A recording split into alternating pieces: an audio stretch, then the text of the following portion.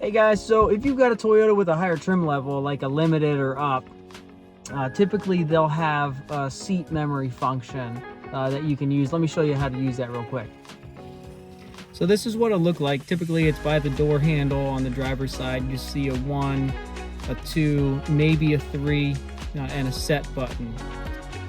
So what you're gonna wanna do first is set your seat to the desired location, kind of make all your adjustments.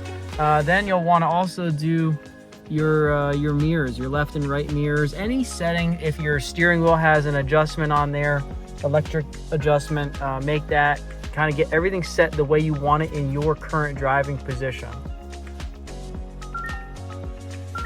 Then you'll need to turn the car to the accessory on or start the car and just have it in park. And what you're gonna do is press and hold the set button and press and hold the button number of the setting you want to set to. So I want driver number 2 for me.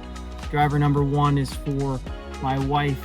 So I set it to number 2. Again, when the car is on, or at least the key, the power is on, you press and hold the set and press and hold the number you're setting.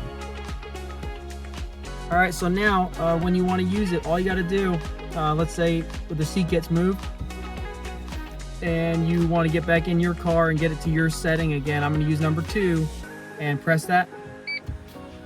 And now I'm back to my position. The car will always now hold this until I override that with another setting. So driver number 1 is my wife, driver number 2 is me. You might have a third, but that's super simple. Great way to save your settings and keep it exactly the same way every time you drive your car. Hope this helps, guys. Until next time, bye-bye.